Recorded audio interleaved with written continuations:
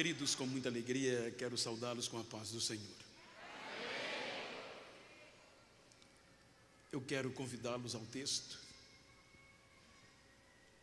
que Deus tem me orientado, dado ao meu coração, para esta noite, a mensagem simples do Evangelho, capítulo 28, segundo escreveu São Mateus. Há um texto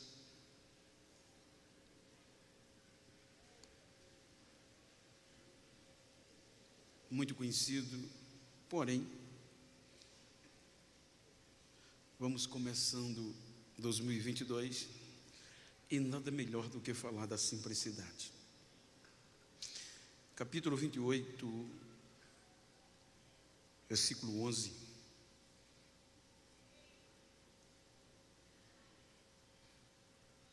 Por diante está escrito: E sucedeu que, enquanto as mulheres estavam a caminho, alguns guardas foram à cidade e contaram aos chefes dos sacerdotes tudo o que havia ocorrido. Então os chefes dos sacerdotes reuniram-se em conselho com os anciões e trataram ou tramaram outro plano.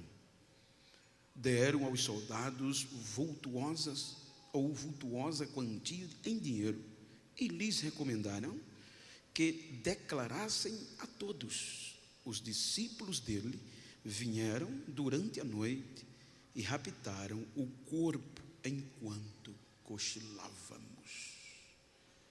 Diga misericórdia. Queiram estar aos vossos assentos, por favor. Queridos, quero tomar por base esse texto para trazer uma mensagem simples, conhecida, pois é a Bíblia e, sobretudo, o Evangelho. Mas com o objetivo de instigar, provocar dentro de nós esta chama pentecostal do princípio, traduzindo em porção dobrada. E gostaria de falar-lhes sobre os insignificantes. Quando nós analisamos o contexto, sobretudo aquele período intestamentário, os irmãos hão de convir que aquele período para a lei, para o povo de Deus, foi um dos piores períodos de todos os tempos. Por que eu digo isso? Porque foi o período do silêncio de Deus.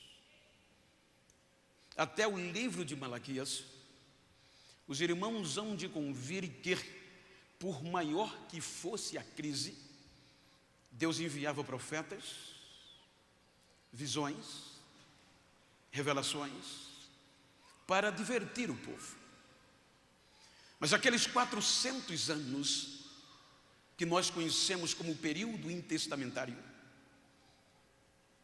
foi um período que nada disso se revelava mais. E cada dia, os fundamentos da lei, da palavra de Deus, ia se distanciando da verdade. Tendo em vista que os dois maiores fundamentos que dão sustentação ou davam a lei de Moisés era o amor a Deus e o amor ao próximo. Então, com base neste silêncio, na deturpação religiosa, quando o povo começa a viver padrões humanos e doutrinas de homem, quando a segregação chega ao ápice, aí Deus resolve quebrar o silêncio, por enviando Jesus. Obviamente, eu vou sintetizar: quando Jesus vem, Os irmãos hão de convir que quando Jesus começa a pregar o Evangelho, é fundamentado nesses dois viés: o amor a Deus sobre todas as coisas e ao próximo como a si mesmo. Então, esta mensagem que nós conhecemos teologicamente como Evangelho, que simplesmente é o conjunto dos ensinos de Cristo, o Evangelho de Cristo, começa a ser difundida. E veja que isso traz um chamamento tamanho, que os segregados são alcançados por esta palavra. Veja que esta palavra Evangelho era fundamentada tão com base no amor, nesses dois fundamentos, ou neste único fundamento em dois viés, que os perdidos se voltavam a Deus. Aqueles que eram segregados no período intertestamentário, agora voltavam a ter esperança. Então, os feitos, o impacto deste Evangelho vai ecoar em Jerusalém. E por que em Jerusalém? A sede, o centro da religião, com base no judaísmo ortodoxo. Então, quando esta mensagem chega em Jerusalém, primeiro impacto: é impossível, isso não vai dar certo. Não vai dar certo por quê? Pelo grupo que ele escolheu para disseminar esta mensagem. Os irmãos hão de convir. Eu vou citar como exemplo, dentro de uma visão construtiva. Congregar no Brás, sobretudo em São Paulo, ou em qualquer igreja sede de São Paulo, é diferente de você congregar em uma igreja sede do Nordeste. Ser um pregador nordestino, a probabilidade dele ter sucesso é muito menor do que o Sudeste. Porque aqui estão as melhores, as mais influentes, as mais poderosas faculdades teológica, secular. A chance, a probabilidade de alguém aqui se tornar importante é bem maior. Tendo em vista que a história nos mostra, em síntese, que neste período aqui, havia 3 grandes nomes no contexto formação de discípulos dentro da visão do judaísmo: Riel, Chamá e Gamaliel. Entre outros, mas estes eram os principais. E todos tinham a responsabilidade de formar discípulos para posterior difundir a interpretação da lei, como de costume para os judeus. Só que a interpretação da lei que eles traziam era com base humana, sem o amor e sem poder. Entendo, sem desfazer da autonomia. Então, como o povo estava acostumado a vivenciar um padrão humano, de doutrinas humanas, princípios humanos, então estava vindo uma nova geração para a mesmice. Então diz a tradição que com 6 anos os judeus começavam a estudar a lei, eram obrigados. Com 10 anos, eles já tinham a lei decorada.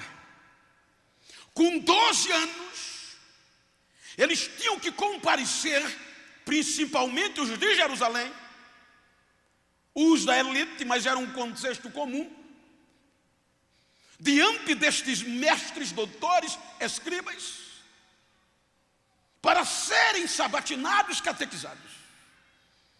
E era aqui, nesta sabatina, que eles escolhiam os seus discípulos, com base na intelectualidade, com base no conteúdo da resposta da lei. Veja que quando Jesus, com 12 anos, foi por este processo sabatinado, Jesus deu um show, a ponto que os melhores doutores olharam para o outro e disseram: de onde vem tanta sabedoria? Porque ele respondia e ensinava instantaneamente. Mas quem é ele? É do Nordeste, é da Galileia. Então, a partir dos 14 anos, só continuavam os estudos os melhores dentre os melhores.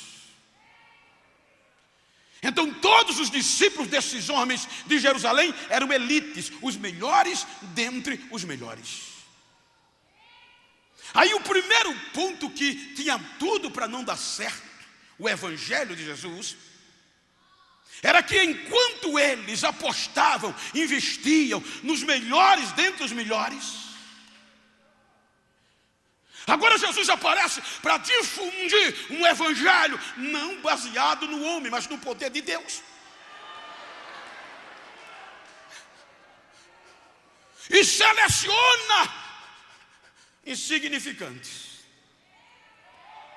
sem currículo, sem diploma, dentro de uma visão, os piores dentre os piores, indoutos, que nenhum mestre teria coragem de selecionar. Jesus vai e chama os pescadores, os caipiras, porque o seu evangelho não iria ser baseado em poder do homem, mas no poder de Deus.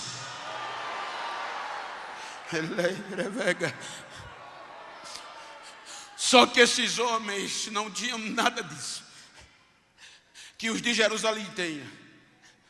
Mas a história diz que eles tinham alguns princípios que davam certinho com o evangelho. Primeiro, eles eram trabalhadores. Eles não trabalhavam por ganância nem por dinheiro, trabalhavam para sobreviver.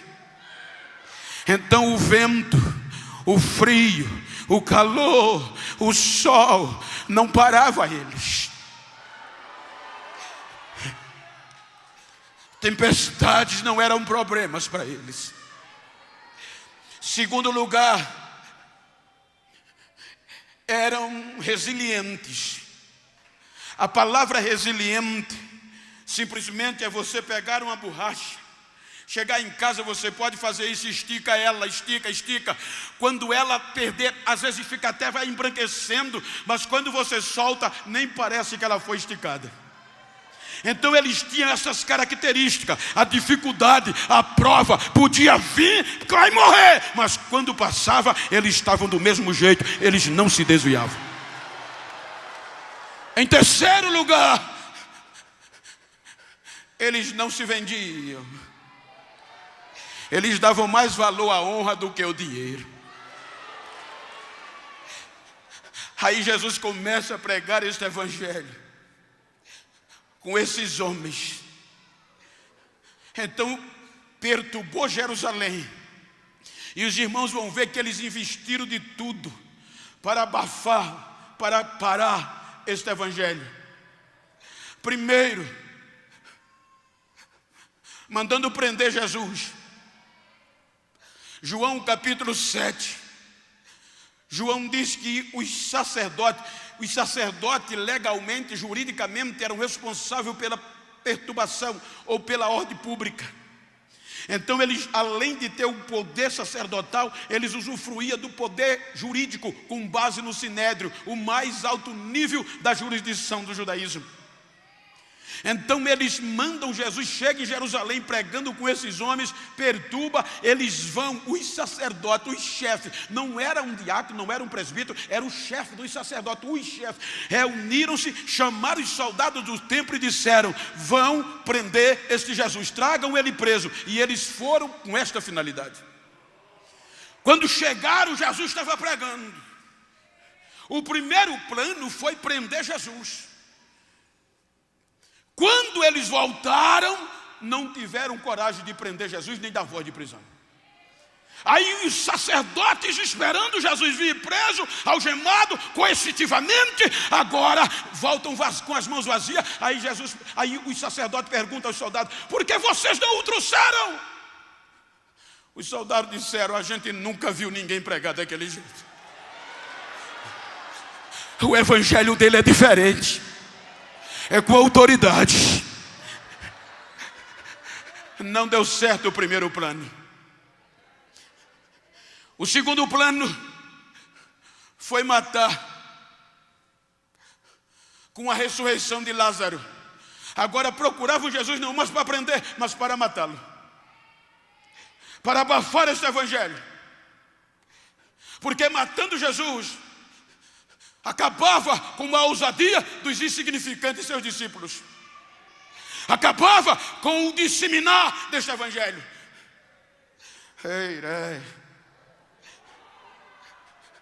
E resolveram matá-lo de cruz, porque trazia duas referências pejorativas.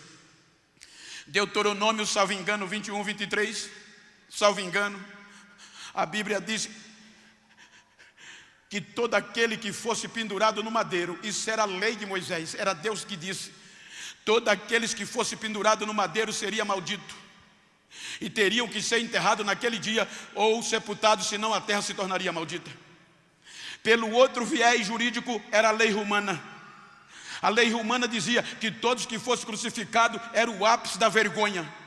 Era tão vergonhoso que muitos crucificados, ninguém da família tirava o seu corpo da cruz, para não se expor ao caráter vergonhoso. Então a Bíblia diz que este plano parecia que ia dar certo, e a ponto que levaram Jesus à morte. Veja que o impacto foi tão positivo, que a Bíblia diz que os discípulos, a maioria fugiu. Os únicos que ficaram ainda perto, ficaram de longe. E na crucificação, só um estava presente, registrado, falando pelos registros. Vejam que a maioria tinha desistido. Com a morte de Jesus, aqueles 3 dias foram cruciantes, porque a esperança foi embora. A religião do judaísmo, o conceito político, jurídico, vibrava, acabou, foi embora mais um. A ponto que João capítulo 20, versículo 11, João diz que Maria Madalena e algumas mulheres perderam a esperança. Foram ao sepulcro para ver o resto mortais, para embalsamar. Já estava fedendo dentro de um contexto humano natural, se fosse pecador, na visão humana. Elas foram para embalsamar, mas quando elas chegam, o túmulo está vazio, e o desespero bate. Ela chora, volta fora do sepulcro e começa a chorar. Aí vem 2 anjos e diz: por que choras, mulher? Nada está perdido. O meu Senhor, roubaram o corpo dele. Não roubaram não, ele ressuscitou. O impacto foi tão terrível que Mateus registra que os soldados que estavam vigiando o sepulcro desmaiaram, e simultaneamente foram testemunhas. Aí Mateus diz que Jesus vem para Maria e diz: Maria,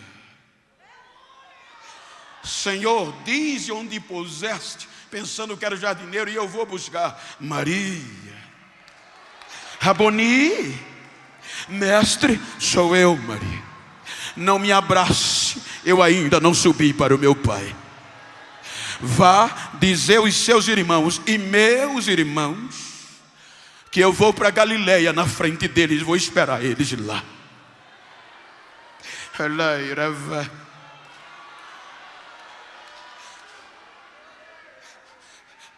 Na razão humana, gente, a melhor coisa que Jesus tinha que fazer era ir para o templo, ressuscitado, glorificado, ia calar a boca de todo mundo, ia dar um show. Mas não, ele se apresenta a cerca de 500 pessoas e mais ninguém. Aí Mateus diz que os soldados despertam, e enquanto as mulheres corriam para avisar os discípulos, eles foram para a cidade de Jerusalém. E não foram para a delegacia, foram para o templo. Lugar de pregar o amor, lugar de pregar amor, salvação. Quando chegaram lá, contaram tudo o que havia acontecido. Em síntese, ele está vivo. O plano deu errado mais uma vez. Ele está vivo. Diga para quem está ao seu lado, não precisa chorar não. Ele está vivo.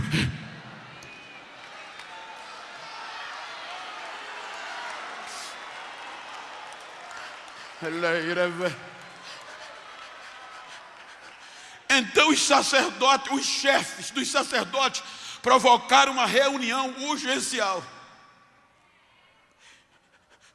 para traçarem outro plano. Esse evangelho não ser difundido. E qual é a resolução?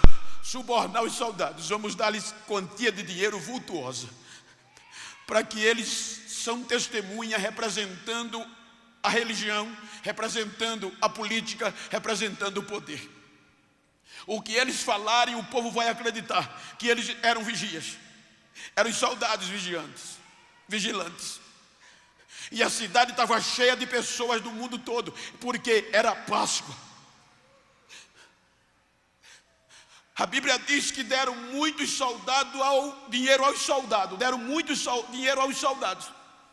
E ainda prometeram proteção. Se esta notícia, que notícia? Do cochilo.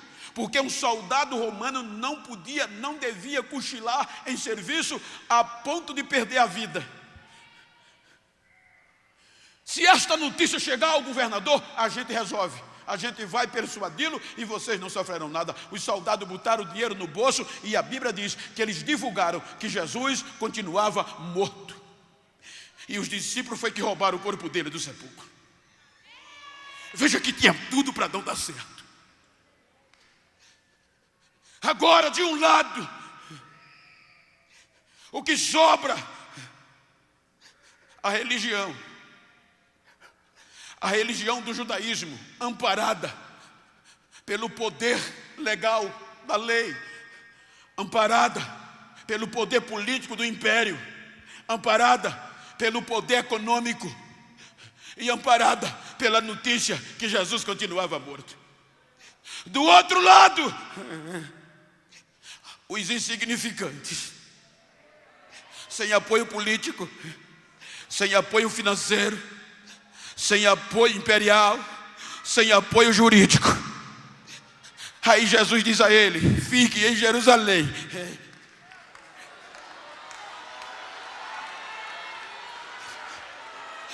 até que do alto sejais revestidos de poder.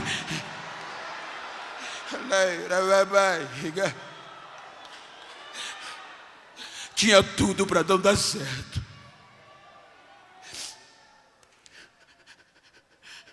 Eles se trancam no cenáculo. Veja que a cidade ainda estava lotada, porque era a continuação da festa, o Pentecoste. Tinha cerca de pessoas religiosas, intelectuais, de 17 nações aproximadamente. Segundo Atos.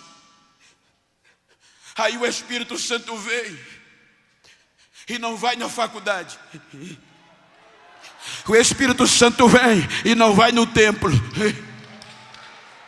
O Espírito Santo vai aonde tinha cerca de 120 insignificantes esperando a promessa. E quando eles recebem, há um barulho ensurdecedor. E o barulho, diz a Bíblia, que eles começavam a dar glória a Deus e falar das maravilhas de Deus em diversos idiomas. Os do Nordeste, os insignificantes, os indoutos, começavam a falar em 17 idiomas, fora Jerusalém, dos que estavam ali dentro. Aí os intelectuais viram e ouviram e perguntaram: que barulho é esse? O que é que está acontecendo? De onde vem? Do cenáculo. Quem está ali? Os indoutos, os galileus. Ora, eles não são semi-analfabetos, são. E como nós estamos ouvindo eles falarem na língua do nosso próprio país, atraiu multidões.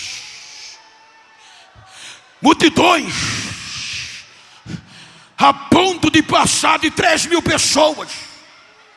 E os intelectuais, os bambambam, chegavam e zoavam essa raça ruim, esses malditos que nem lê sabe, não conhece a lei, tão bêbado. O mais ignorante, o mais insignificante, chamado Pedro, sai de lá na frente dos outros, cheio do poder do Espírito Santo.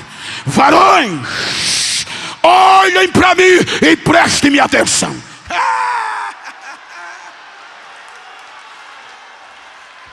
De um lado o dinheiro, de um lado a política, de um outro lado a jurisdição, de um outro lado o judaísmo amparado, pelo outro lado os insignificantes, sem nada, só cheios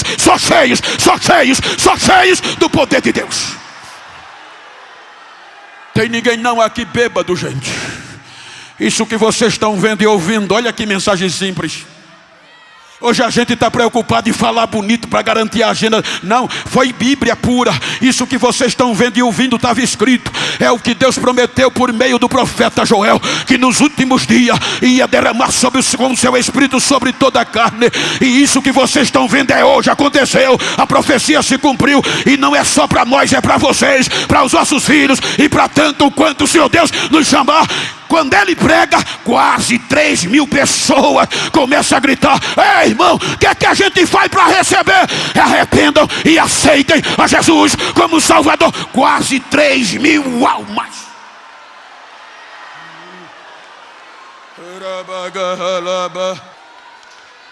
Diga para quem está ao seu lado, se você puder me ajudar, diga: este evangelho que eu aceitei, este evangelho que eu creio, não é baseado na sabedoria do homem, é em poder de Deus.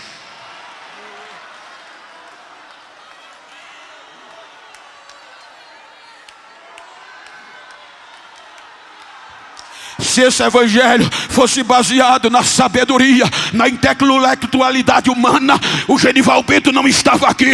É poder de Deus. É por isso que eu e esse grupo de preto está aqui. É poder de Deus.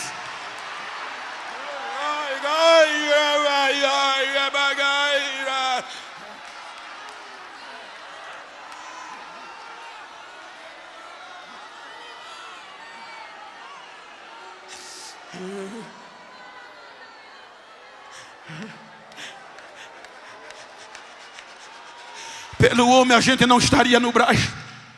São pretos, não tem aparência, não tem chapinha, não tem bons modos, mas é Deus, acabou. É poder, é o Espírito, não faz acepção.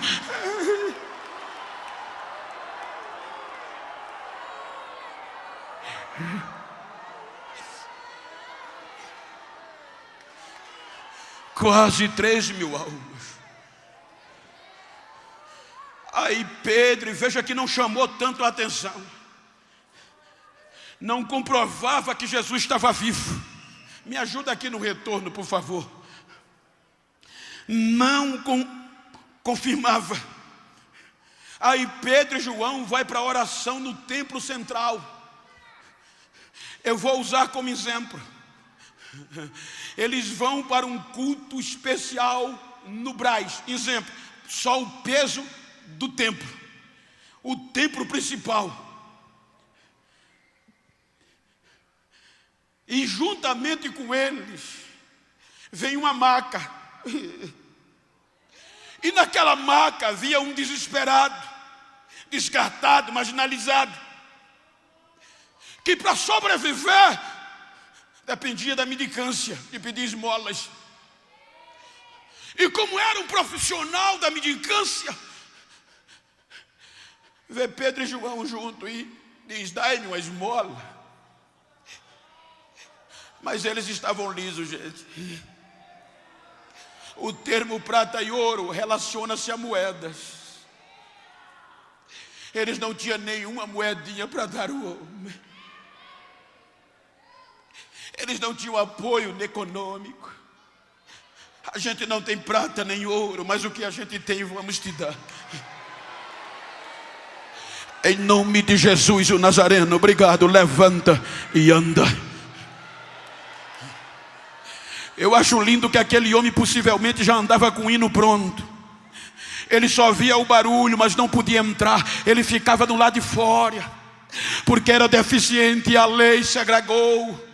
Aí agora quando Pedro pega na mão e ele levanta, sai da maca, entra entre Pedro e João. E quando entra na porta do templo, quem olhava já ia dizendo: não tem jeito, Jesus está vivo. Bagunçou lá dentro e o número foi para quase 5.000. A oração virou um culto pentecostal. Enquanto ele cantava e adorava, a Bíblia diz: Pedro e João pregavam o evangelho de Jesus.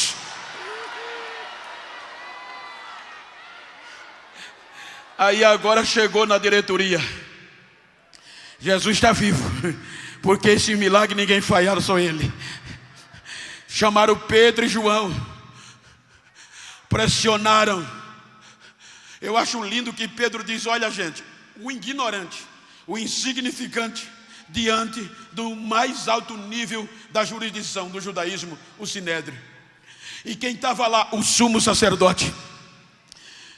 Eu quero saber em nome de quem vocês operam esse milagre. Aí Pedro zoa, sem ter apoio nenhum, mas cheio do Espírito Santo.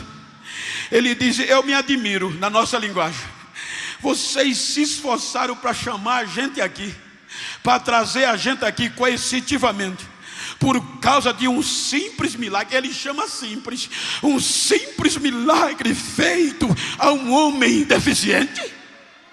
Mas para que vocês saibam, e eu de resposta, vocês lembram daquele Jesus que Deus deu a vocês, e vocês recusaram e o mataram na cruz? Pois bem, deixa eu dizer a vocês, a morte não prendeu ele, as cordas foram quebradas, e ele está vivo, e é no nome dele que estes milagres são feitos.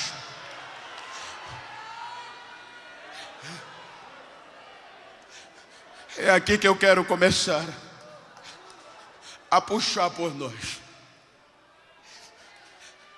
Aqui começam os chicotes. Surra neles. E depois de surrado, no ouvido dele: vocês estão proibidos. Era o mais alto nível poder jurídico. Era o supremo,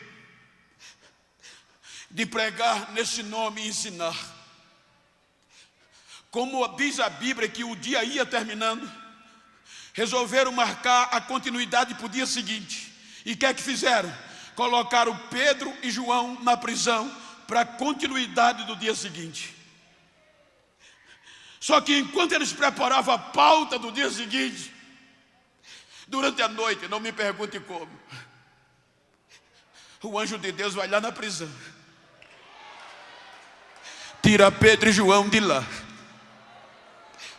E quando o sol raia, com o sangue ainda doendo, a chicotada ainda visível, as marcas dela, Pedro e João vai para o pátio do templo pregar o evangelho. Eles poderiam fugir, mas eles voltam para o pátio do templo pregar o evangelho. Aí alguém vai denunciá-los quando o dia raia. Vai dizer ao Sinédrio: aqueles homens que vocês prenderam, eles estão pregando o evangelho. Mas como? Não sei, sei que eles estão lá. Chamaram os soldados e disseram: traga-os aqui. Vieram, e o lindo é que jogaram ele no meio dos crânios. Agora não só era a cúpula judicial, mas eclesiástica e intelectual. Gamaliel estava agora, no dia seguinte, e disseram a Pedro e João: vocês saíram daqui ontem e saíram cônscio que é proibido pregar e ensinar nesse nome. Aí Pedro diz: primeiro nos compete obedecer à autoridade de Deus, depois vamos pensar em obedecer à autoridade humana. Quando ele diz isso, aí Gamaliel, pela a honra e o poder do respeito e intelectual, ele entra no contexto. Ele diz: varões, joga esses homens numa sala por alguns instantes, que eu quero dar um conselho a vocês. Tiraram Pedro e João da reunião. Aí Gamaliel, quero acreditar, fica de pé, quero acreditar, e diz: varões, escutem o que eu vou dizer. Vocês lembram que há anos atrás apareceu um rapaz aqui chamado Teudas. Ele juntou 400 homens, fez um sarceiro pregando uma doutrina. Ele morreu e os 400 também desapareceram. Recentemente apareceu outro da Galileia chamado Judas. Aconteceu a mesma coisa. E agora esse Jesus. Deixa eu dar um conselho a vocês: deixa esse povo quieto, porque se essa obra for de homem, vai se acabar. Mas se for de Deus, vocês estão fritos, vão se achar contendendo contra Deus. É melhor deixá-los quietos. E não é que eles liberam Pedro e João? Mas aí, gente, ninguém aguentava. Se você ler o capítulo 5 de Atos, versículo 12, 13, 14, a Bíblia vai dizer que Jesus ia cooperando com ele. Eles pregavam e os sinais vinham. E todos os dias o número de salvos ia crescendo. E sabe onde ele se reunia? Está lá. Sabe onde eles adoravam a Deus? No pórtico de Salomão, na entrada, uma das entradas do templo, no pátio externo. Os cultos agora era para desafiar, era na porta do templo. Então muita gente não se juntava, mas já respeitava. Diz a Bíblia, na versão King James, que eles viam os crentes com boa estima. Então agora era na porta do templo que tinha culto pentecostal. E isso perturbou. Aí fizeram uma reunião para outro plano, porque eles são ignorantes, insignificantes. Vamos reunir os escribas, os doutores, vamos ver o que é que a gente vai fazer com eles. Esse povo não conhece a lei, vamos pegá-lo pela lei. Aí faz a reunião. A gente tem que pegar eles na intelectualidade, eles são ignorantes, insignificantes. Aí Gamaliel levanta o melhor dentre os melhores. Está comigo. Quem? Saulo. Ninguém é melhor do que ele nesse aspecto. Ele foi o melhor da graça. Ele é top. Para acabar com essa raça é rapidinho, ele vai detonar. Segundo o escritor Paul Gardner, Saulo era mais novo que Jesus, 10 anos. Isso implica dizer que quando Jesus começou o ministério, ele começou a estudar os pés de Gamaliel, porque a grade curricular do judaísmo exigia 10 anos, segundo a história. Quando Jesus completa 33, ia caindo para 34 e é crucificado, Paulo estava pegando o diploma como o melhor dentre os melhores. Então quando ele vem com o apogeu de intelectual, de bambambam, o melhor dentre os melhores. Defensor, um dos piores fariseus. Ele era tão bom que ele galgou o cargo na alta corte judicial, porque ele era bom no direito, filosofia, conhecimento geral. O menino era top. Veja que só quem votava era o sinédrio, e ele tinha poder de voto. Então ele era a cara, era o top. Aí aceitaram a proposta e disseram: nomeia para parar essa raça. E ele entra arrebentando, gente. Ele não pedia licença, ele arrombava a porta onde sabia que tinha um seguidor de Jesus. Acompanhado pelos soldados, ele arrastava pela rua, assolava, ou seja, pisava e jogava na prisão. A ponto que a Bíblia diz que exceto os apóstolos, mas o resto, muitos se desviaram e muitos fugiram de Jerusalém, exceto os apóstolos. Agora o apogeu de Saulo cresce, é o famoso, é o cara que apagou ao Pentecoste dos seguidores de Cristo, a heresia. A Bíblia diz que aqueles que não se afastaram de Jesus, por onde passava, ia pregando esse evangelho. E Jesus ia confirmando com os sinais, maravilha, por meio da pregação. Aí o Espírito Santo diz: Filipe, vai em Samaria. O interessante é que os judeus não iam em Samaria, porque dizia que ali não tinha jeito, era imundo. Quem mandava em Samaria era Simão, o mágico, que enganava o povo, era tido como Deus pela magia. Aí Filipe chega pregando a simplicidade do evangelho, e ele pregava e Jesus confirmava. Não demorou muito, Samaria trocou Simão por Jesus, e o evangelho sacudiu a cidade de Samaria, a ponto que a Bíblia diz que até Simão largou a magia e aceitou esse Jesus como salvador da sua alma.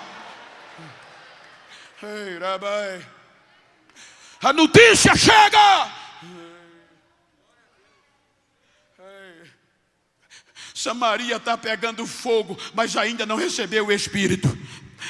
A igreja não tinha oferta para mandar ninguém. Aí Pedro e João, uns provocadores, vão. Quando chega lá, vocês conhecem o batismo no Espírito Santo? Não. Estende as mãos e o povo é batizado. Aí Simão viu aquilo e disse: eita, esse caba não tem dinheiro nem para hospedagem, esse caba está liso. Então vamos fazer o seguinte, vamos arrebentar, vamos comprar, vou comprar. Quanto você quer para vender este poder? Pedro diz: você está pensando que isso aqui é por dinheiro? Isso aqui é poder de Deus. Vai orar, vai orar.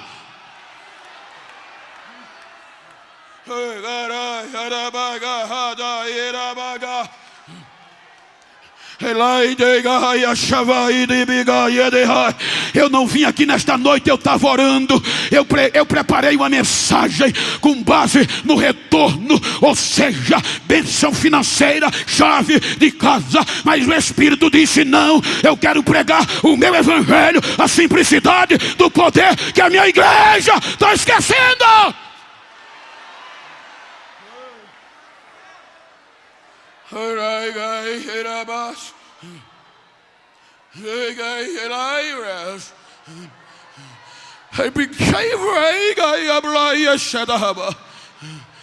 Tem muita gente se vendendo.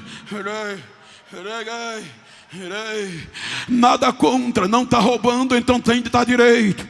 Mas tem muita gente que só quer pregar com altos cachês, que só quer pregar via primeiro Pix. Ei, o evangelho não constitui sem poder de homem, é em poder de Deus. Com Pix ou sem Pix, Jesus salva, Jesus cura, Jesus batiza e faz a obra.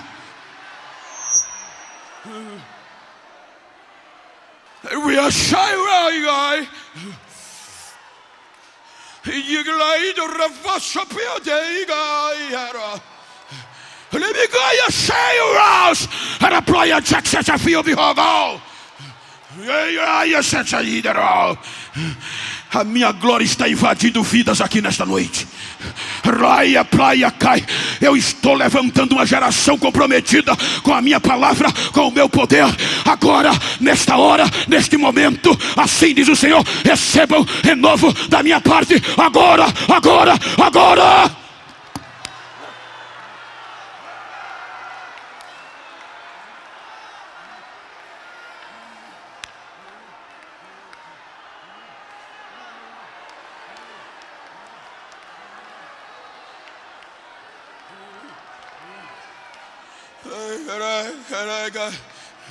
Tinha tudo para não dar certo. Planos e mais planos.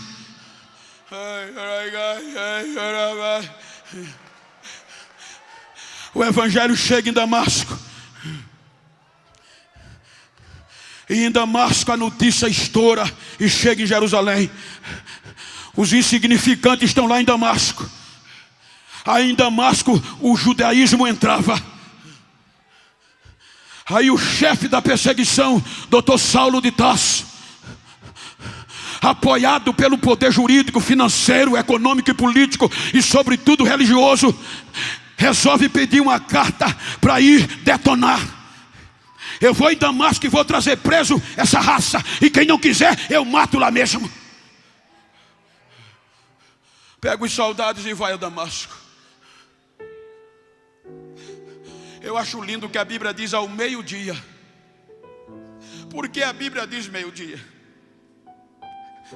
Porque meio-dia é a hora da maior explosão do sol, independente do continente. Meio-dia é quando o sol expele o ápice da sua glória. A coroa atinge mais de 2 milhões de graus Celsius. O meio-dia é a hora de ninguém encarar o sol, porque ele está no apogeu da sua glória. Ao meio-dia, uma luz vem do céu, que brilhava mais do que o sol, em toda a sua glória. O esplendor daquela luz fez o doutor cair no chão, e os soldados. E agora ele só tem o direito de dizer: quem tu és, Senhor? Eu sou Jesus, a quem você persegue.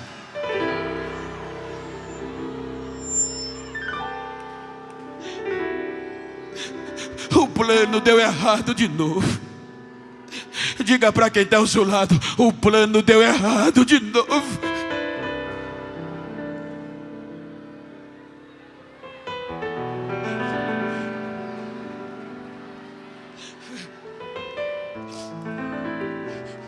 Já chega em Damasco crente, orando e jejuando. Aí Jesus, para mostrar esse grande homem, doutor Saulo, que esse evangelho simples não é baseado em sabedoria e sapiências humanas. Ele vai lá onde estava hospedado o insignificante Ananias, que já estava com medo, e diz: Ananias, eu ceguei um jovem que vinha para Damasco. Dá o endereço. Ele está hospedado na casa de Judas, na rua chamada direita, aqui em Damasco. Eu quero que você ore por ele, para ele restaurar a visão e ser curado, e receber o meu espírito. Ananias comete a besteira de perguntar o nome. Quem é o nome dele, Senhor? É Saulo. Senhor, misericórdia. Esse homem é cruel, é terrível. Ele já está com a autoridade para levar a gente preso e até matar. Ele era cruel, mas eu já quebrei ele no meio. Ele agora é um vaso para levar a minha mensagem.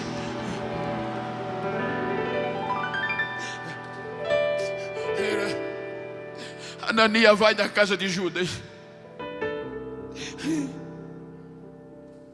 E eu acho lindo, conjecturando, Seu Judas, bom dia, shalom. Tem um jovem hospedado aqui com o senhor? Tem. Tadinho, está cego. Posso vê-lo? Entre. Tem muitos lugares hoje que antes de você chamar irmão tem que chamar PhD, nada contra, mas é a realidade. Filósofo, doutor tal, para depois no final dar a paz do Senhor e chamar irmão. Senão não aperta na mão. Aí Ananias, cheio de Deus, já chega dizendo: irmão Saulo.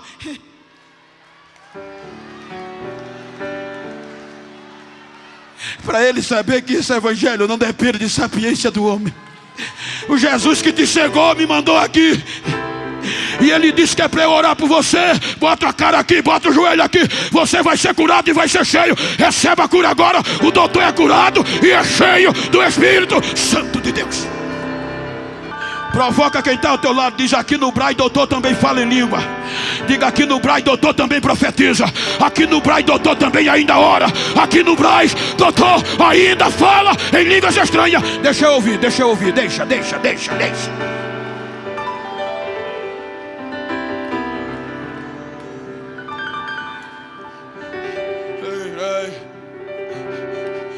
Deu errado mais um plano. Eles agora, pastor Oséias, pastor Rangel, pastor Eduardo, senhores pastores, quem não queria um homem daquele sentado no púlpito para mostrar para o judaísmo o que Deus faz? Quem não queria, Mucamba, ouvir um testemunho visível, presencial de um homem daquele? Mas Jesus não, para mostrar a ele que isso aqui não é baseado em sabedoria do homem, manda ele para o deserto. A história diz cerca de 14 anos, sem fama, sem nome, sem ser ovacionado. A única coisa que se ouvia falar em Jerusalém e adjacência entre os irmãos, vou conjecturar, como diz o nordestino, um olhava para o outro e dizia: vocês lembram daquele besta que nos perseguia? Quem era Saulo, agora é crente.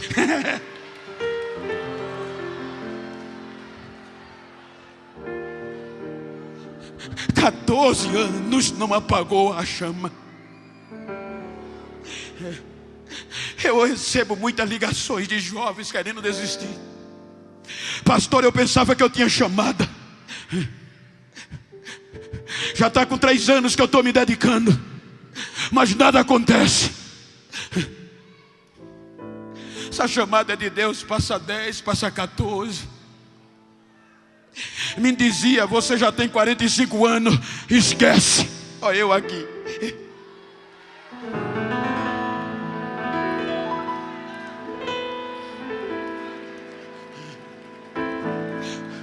Agora aquele homem aparece em Antioquia da Síria, orando, jejuando e profetizando. E esse evangelho agora vai invadir a Ásia Menor. Termina a primeira viagem chicoteado, dado como morto. Era a hora dele pegar glamour. Era a hora de ganhar seguidores. Era a hora de aumentar o cachê. A Bíblia diz que ele pega na região de Icônio, Licaônica, e ele viu que um homem tinha fé para ser curado na pregação e gritou: levanta e anda. O homem levantou e os moradores ovacionaram ele e Barnabé, gritando: isso não é homem, é Deus. Os deuses desceram entre nós. Era a hora dele pegar fama agora. Agora eu vou descontar o tempo de sofrimento. Mas enquanto eu aplaudia e ovacionava, ele gritava: gente, pare com isso, a gente é homem igual a vocês. Quem faz é Jesus, é Deus. É o Deus dos crentes que faz isso, é Ele. Bateram-lhe até ele dá-lo como morto. Os irmãos sabem que ele morreu, vão lá, ele ainda respirava, restaura.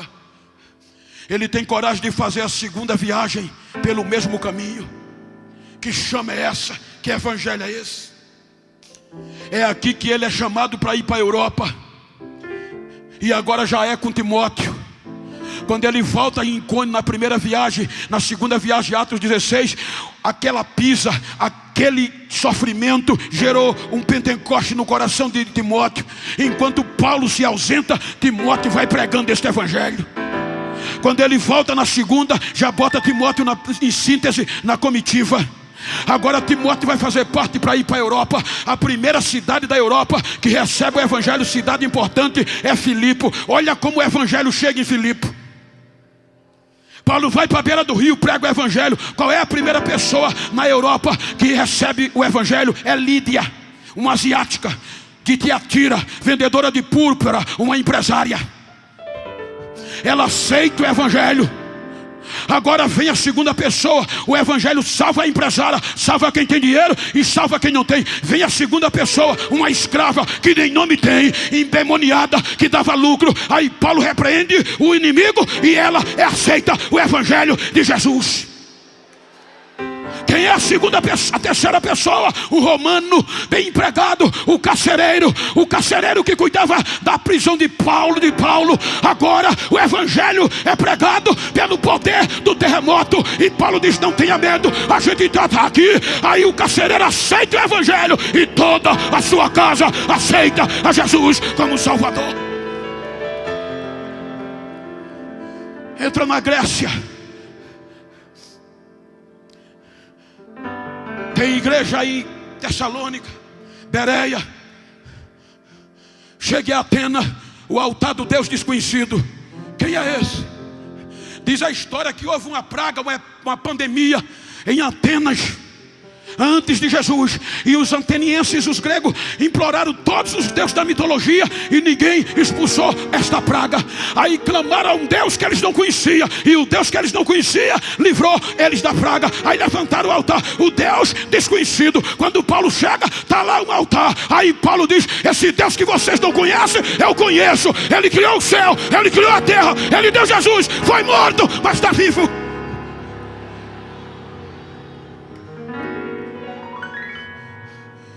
Os 3 primeiros séculos da igreja, gente, foi de doer, dor, sofrimento, massacre. Mas eles não desistiam.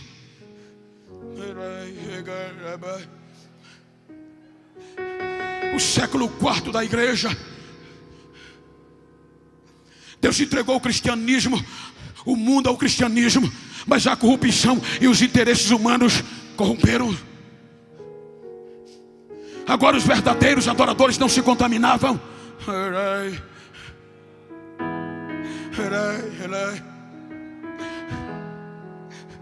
Muitas mulheres perderam os seus seios. Muitos jovens foram quebrados com as mutilações do dogmas. Mas eles não desistiam. O judaísmo não parou esse evangelho. Todos os planos deram errado. O Império Romano não conseguiu parar este poder. Os dogmas não conseguiram parar este poder. Século 13.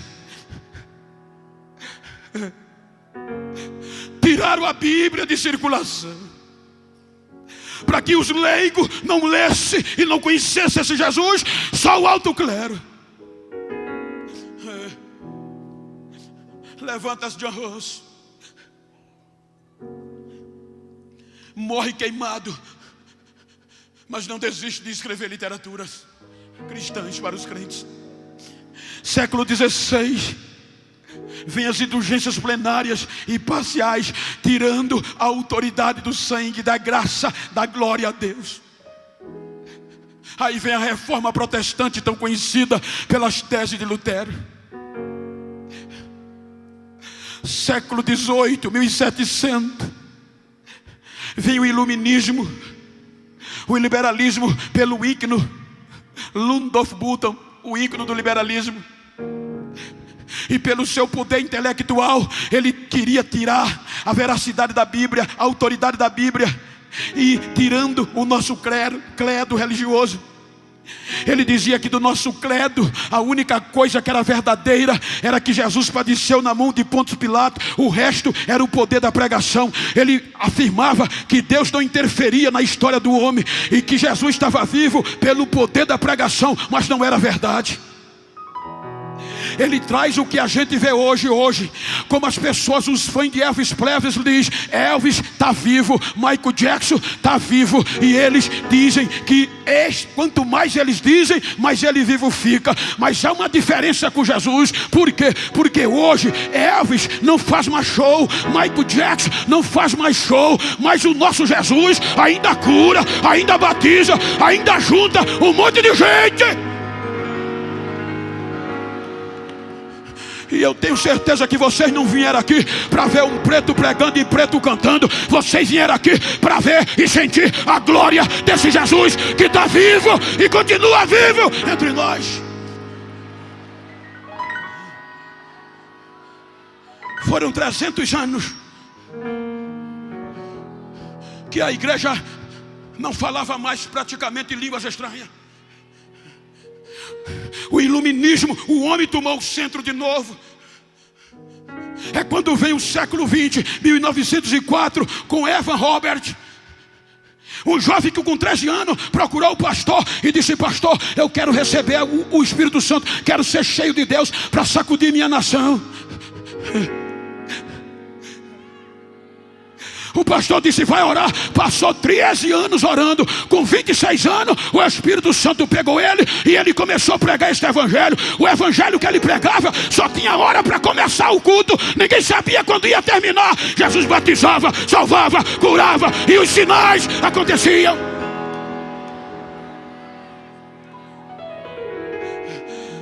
Em 1906 é a vez do negro William Seymour sacudir a rua Azusa e chegar a nós.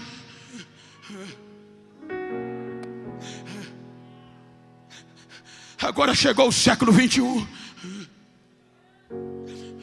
Diga para quem está ao seu lado, enche o peito de ar e grite para ele: chegou o século 21. Diga com pandemia ou sem pandemia, a porção vai ser dobrada. Agora é a nossa hora.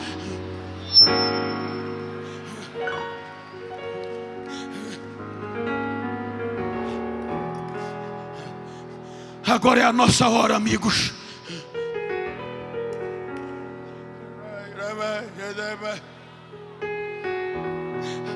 Jesus ainda batiza quem crê. Jesus ainda salva quem crê. A hora está chegando. A hora está chegando.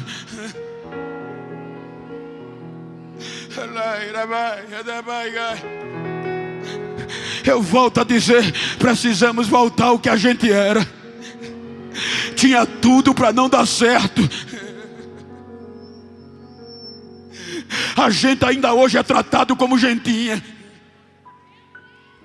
Mas esse evangelho que nos chamou, ele ainda é o mesmo. Gentinha ou não, tem que nos ver com autoestima. Tem que saber que aqui é a morada do Espírito Santo de Deus.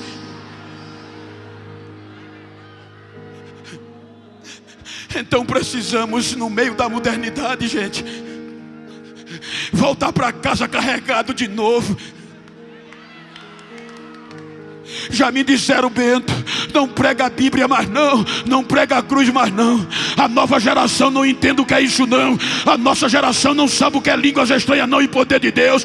A nova geração quer saber de coisas modernas, mas a Bíblia ainda é a mesma. Eu vou pregar enquanto eu viver. Eu vou pregar enquanto eu viver.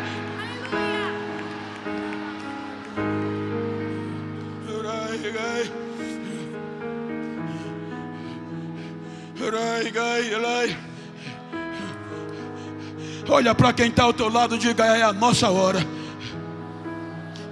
Diga: eu vou começar 2022 pegando fogo. vai ser dobrado. Diga para ele, diga para ela que está do seu lado. Diga, me faz um favor.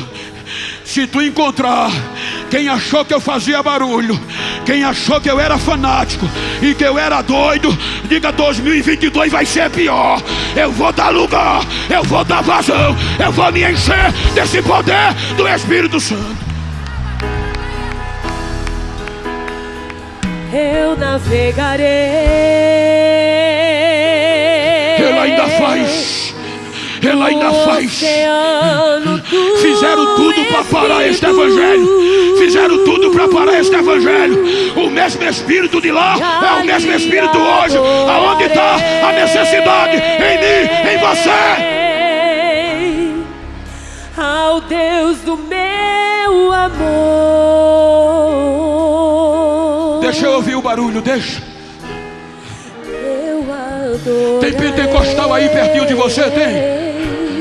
Tem pentecostal aí juntinho de você? Tem?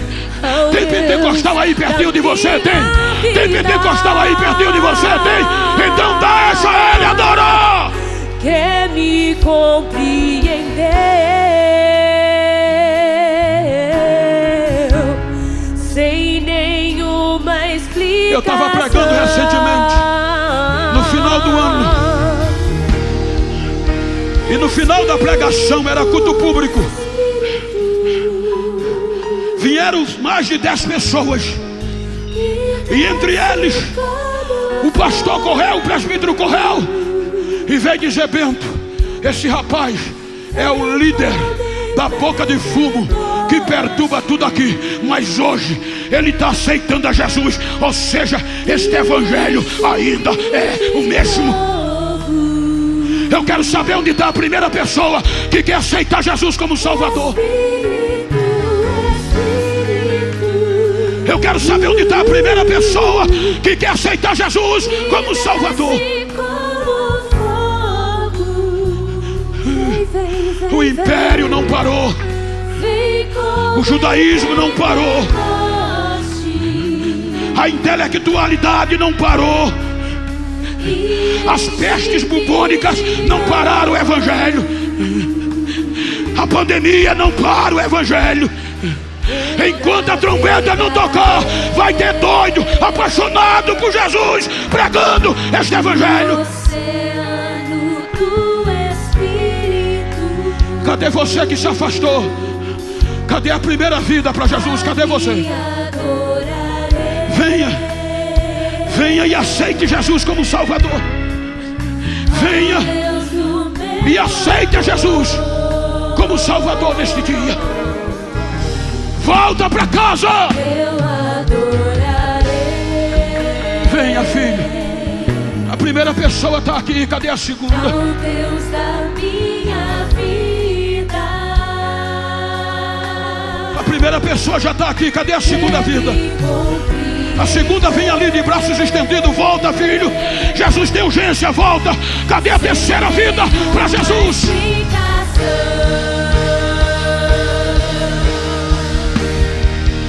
Espírito, Espírito. Eu estou te apresentando o evangelho